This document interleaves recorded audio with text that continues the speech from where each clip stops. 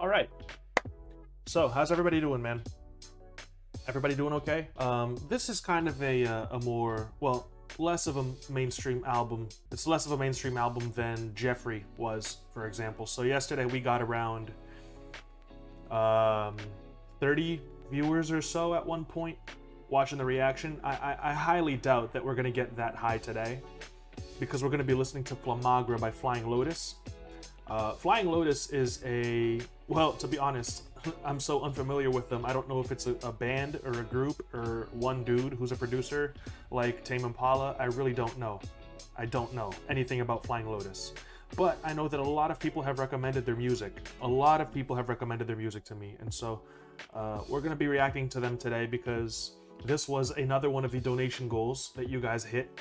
And I really appreciate all that support, you know, for the channel that you guys showed during the streams. And yeah, we're gonna be checking out Flamagra. Like I said, it's a very long album.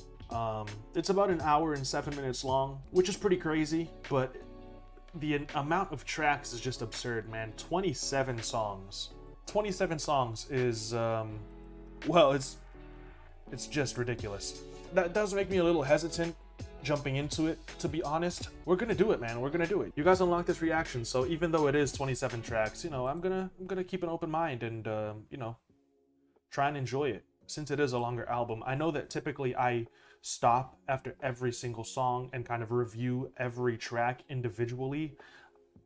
If I were to do that 27 times and then do a final review at the end, this would take forever. So there is just no real way for me to pause after every single song and review each one individually.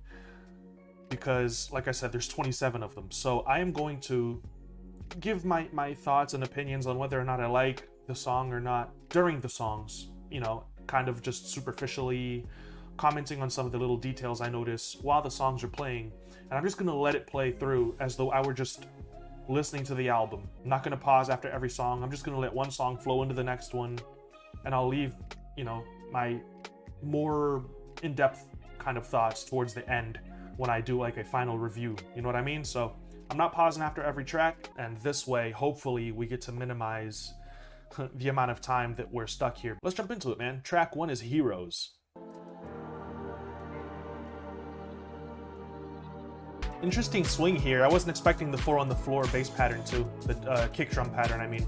There's also like 3 or 4 different hi-hats going on at the same time, adding some bounce and some rhythm. Nice little guitars, arpeggiated synths, pads. I'm liking the atmosphere, man. It definitely feels like an intro though. The choirs in the background are really cool too. I'm loving the production, man. It's got a really interesting atmosphere to it, dude. This is a post-Requisite, track 2. Already got kind of like a West Coast hip-hop feel to it. Old school. Wow. Oh my god. You know, the drums are fantastic. They're so nicely layered, man. You can hear every individual drum sound. It's really well mixed. Loving the groovy bass line, and the little sound effects add so much like shine and brightness and polish to this track. I think that's awesome. Insane ambience and vibe. Like I said, got a little bit of like an old school West Coast hip-hop feeling to it. That bass line is carrying though. Man, there's so much going on melodically too though. All the little sound effects. This is like being on an alien spaceship, but the aliens know about Snoop Dogg and Tupac and Dr. Dre. You know what I mean? It's like being in an alien spaceship, but the aliens are 90s West Coast hip-hop fans. This is track 3, Heroes in a Half Shell. Post-Requisite was insane. Oh, the drums here are super simple. Feels like a Game Boy Advanced like soundtrack to, you know, a game or something. Some jazzy influences though. There's a really cool use of like female vocals too. This one's nice. It's not as cool as the last track though, I think. It's really short though. Track 4, More, featuring Anderson .Paak. These drums sound so vintage, man. Nice. I like the vocal arrangements there. All the instruments feel so warm and fuzzy, dude. Straight out of like the 70s. Hey! Oh, this is fire. Ooh! That synth bass. The sub on the bass is so good. so thick and fat. Groovy, soulful. Awesome. So cool, dude.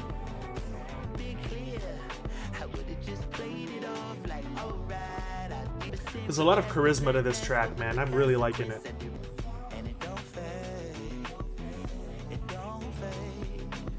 I'm obsessed with the bass lines, man. Awesome. Love that, man. Anderson .Paak killed that. Like I said, so charismatic.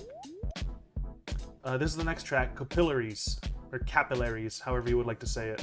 I'll be honest, I'm not feeling it right now. I don't like the chords, and I think that the kicks are a little too much. I do love these pianos, though. Paak is that cheat code? Yeah, man, he's insane. He's great. Yeah, I'm not really a fan of the drum pattern here, man.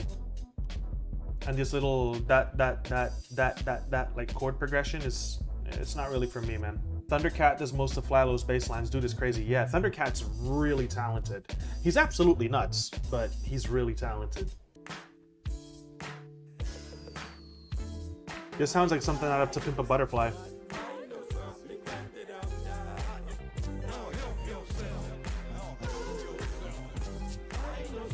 Not bad. I don't see myself coming back to it a whole lot though. But I'm not mad at it, you know, it's just okay, I think. The use of percussion and sound effects to add texture is really cool though.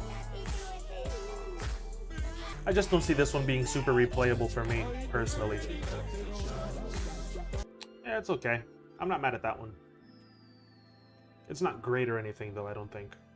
This is Spontaneous with Little Dragon. Kind of got like a Childish Gambino vibe to it.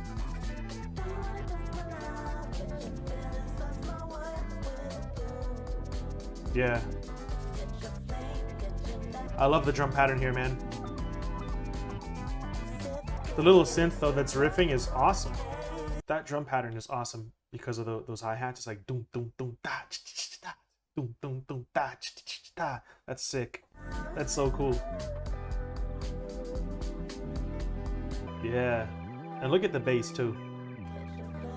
Love that. This is really cool. Yeah, this one's awesome. Love that song. Little Dragon killed that. Super fun. Takashi. This track is a little on the longer side.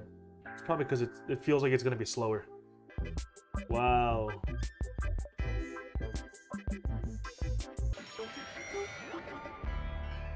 Definitely some of the more creative, like sequencing and panning and mixing that I've heard, man. Speeding it up right here, changing up the vibe a little bit. That's awesome.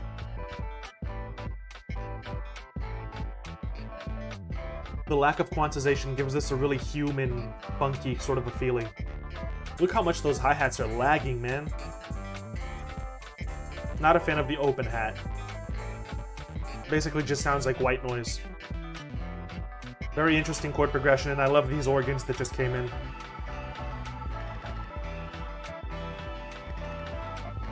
It's so easy to become overstimulated with this, man. There's so much going on. I love the little electric piano comp there.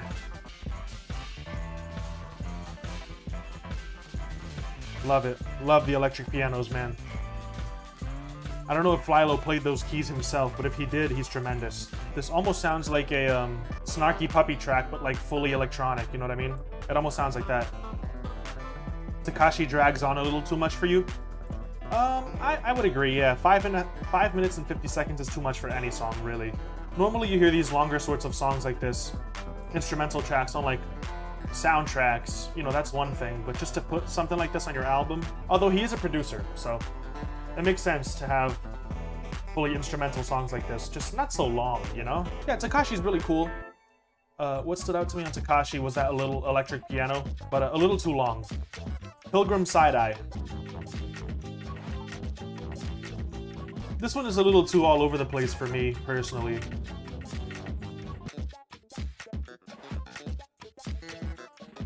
Yeah, it just doesn't feel like it has a not a rhythm. It feels like it lacks a little bit of structure, you know, it feels a little all over the place for me. Not a big fan of Pilgrim Side. Although the outro to it sounds a little mysterious, I kind of like it. All Spies is next. This definitely sounds like a little video game soundtrack, like Mario Bros or something.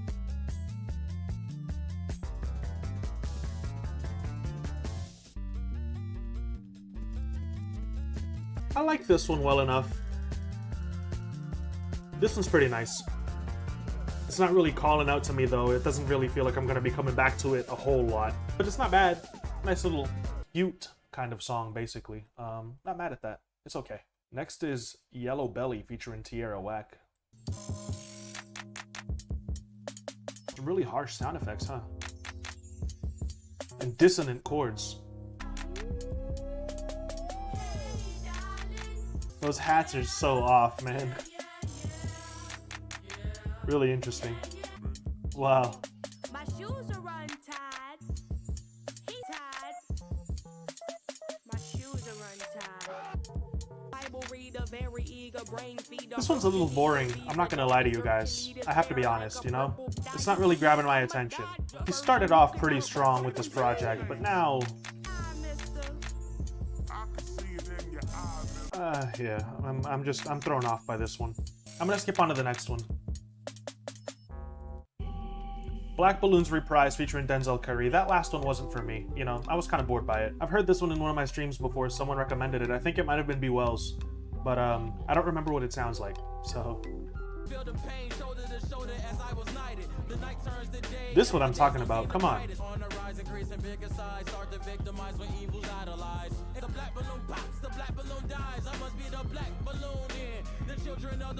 Those creepy strings are perfect for Denzel. Oh my god. This is a playlist track through and through, man. Gotta love Denzel and what he's doing with this beat. I love this dark choir too. This might be the best track so far. Perfect combination between the producer and the rapper, man. Both playing off of each other expertly. Love it. Best track so far. Black Balloon's Reprise with Denzel Curry, man. We're moving on to track 13 now. Fire is Coming, featuring David Lynch. Phone on the water pine on the table saw.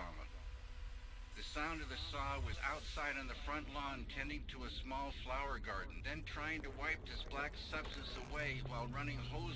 Something else scrambled into Tommy's awareness.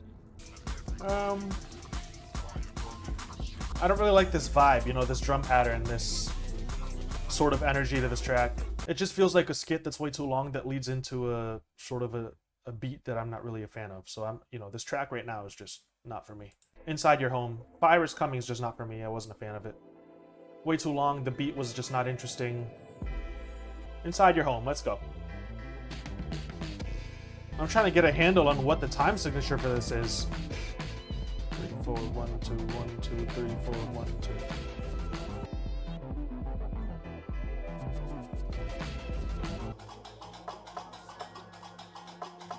Oh, wait. Oh, wow. We moved on to the next one. I didn't even realize it. My bad.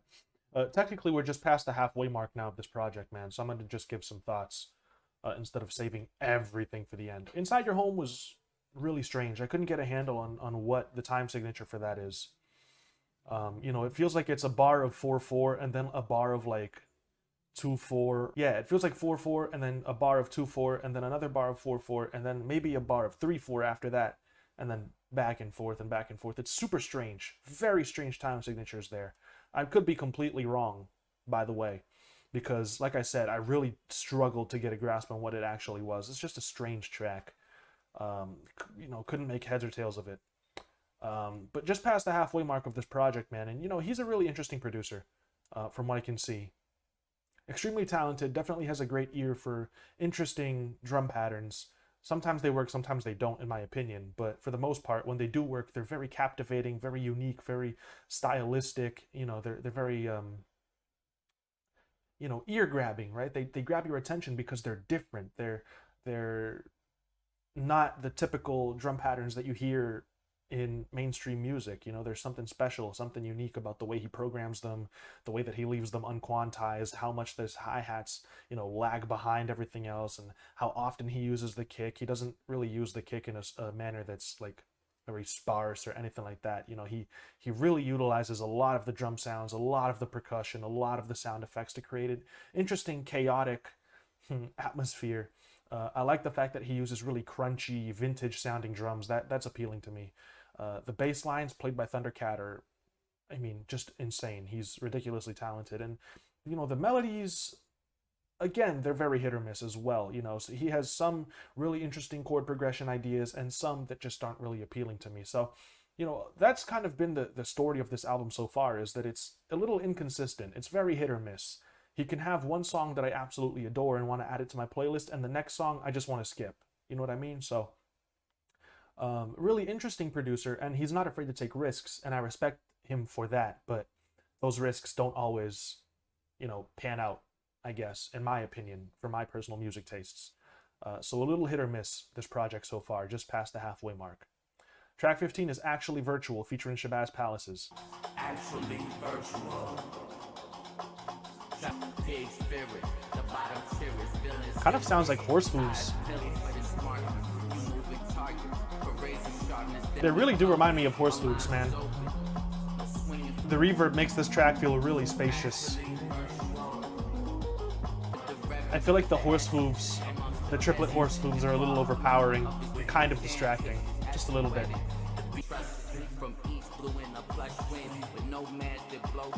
Andromeda. The last track was cool. A little distracting, those horse hooves in the background, and I'm gonna maintain that they're horse hooves. See, this is cool. This is eerie, kind of haunting, atmospheric. Drum patterns are a little more conventional. Playlist track.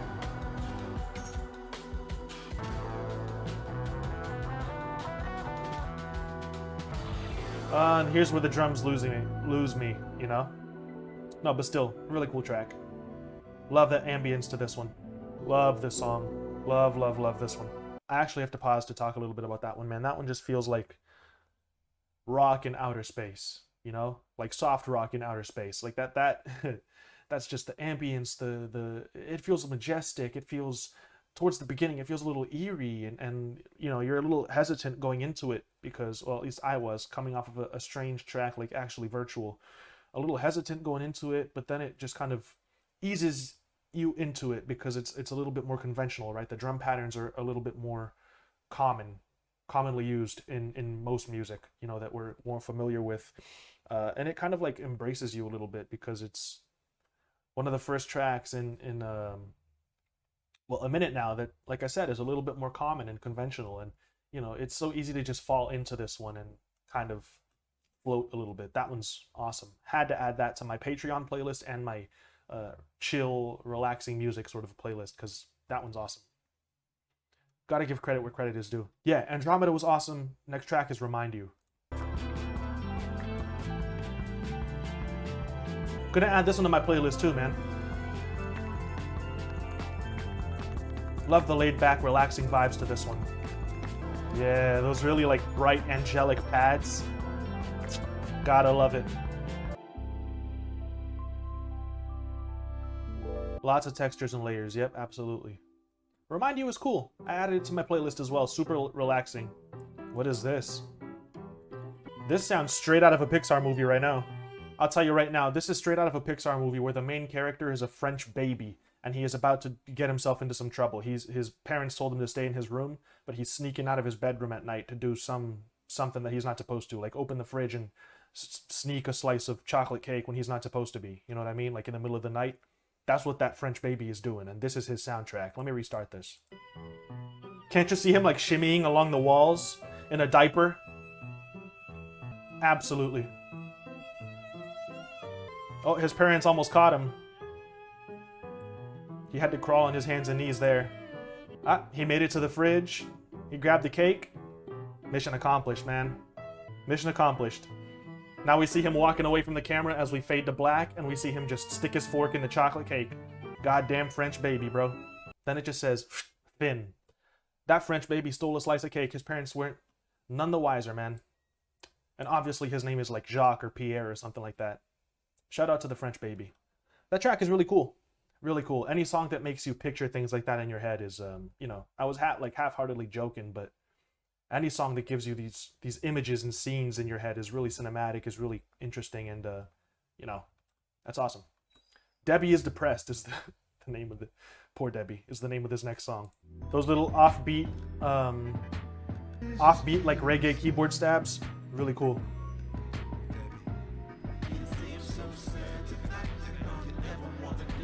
Yeah, this is definitely like a throwaway from Awaken My Love or something.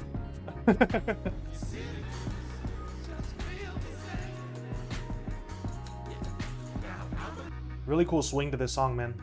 Like I said, the keyboard stabs on the offbeats give it this sort of like a reggae swing to it, you know what I mean? Tribal drums, really cool. And of course the ambient pads to play us out. That's nice, not a bad track. Not as good as the French Baby song, but still cool. Next is Find Your Own Way Home. This already sounds so intriguing. Wow, some of those notes these people are hitting. They're off key, but they're in the key, you know what I mean? These borrowed notes. I love the way they pan the vocals too. Wow. This is another playlist song, man. Heading right into my chill playlist. The second half to this album is really strong right now. First half was really hit or miss, but recently there have been more hits than misses. Once we got into the second half. Yeah, real quick, about Find Your Own Way Home. Love the atmosphere to this one. It just feels really mellow. But the choirs and the way that they were singing and sort of humming, there's just such a warm feeling, you know what I mean? Such an atmosphere of like warmth and comfort. And the borrowed notes that they chose are super jazzy and soulful, and you know, great performances on that one. Love the arrangement there. The Climb featuring Thundercat. I'll be honest with you, man, we're on track 21 right now, and I'm not feeling as bad as I thought I would be 20 tracks in. You know, that's saying something.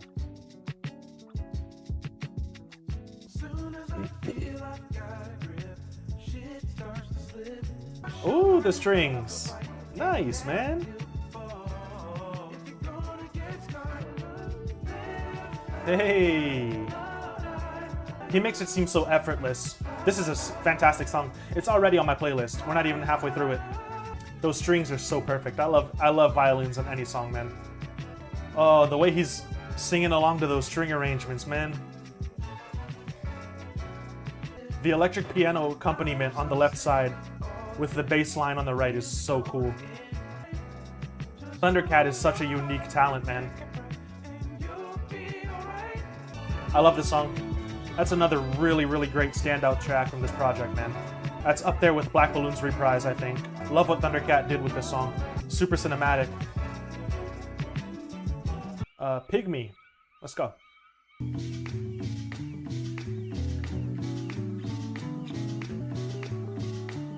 Feels like sunset on the beach. Definitely feels like sunset on the beach, man. This is really nice. Now is 9 Carats featuring Toro y Moi.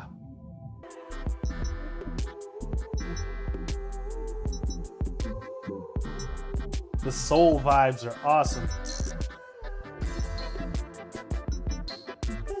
She's worried about how she can keep it together. Now you have to wait until we get there. Don't you why would you do it? So bouncy, man. Love the vibe.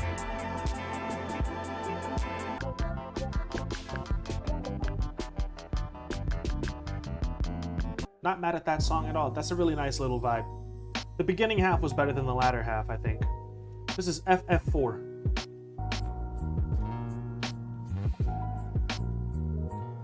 The plucked violin is awesome.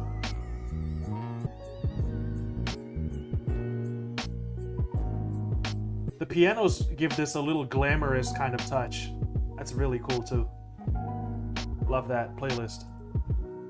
Land of Honey with Solange. Let's go.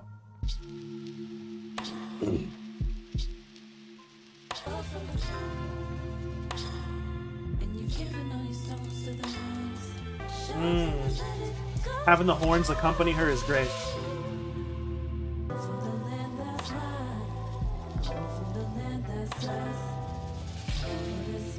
Vocal harmonies are insane. And Flying Lotus is leaving a lot of space for Solange to do her thing on this track, man.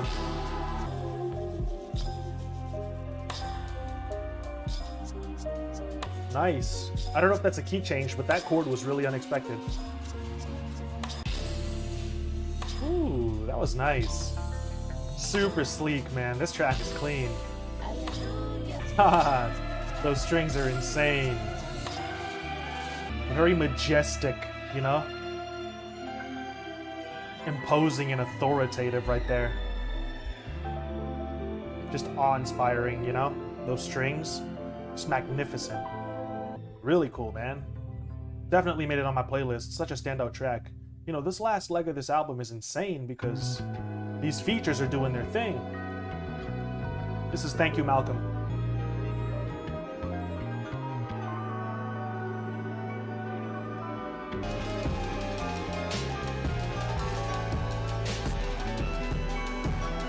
Wow. Look at these drums right now, man. That's so crazy. He has been going off on this latter half of this album, dude. Just absolutely nuts. The last track is Hot October.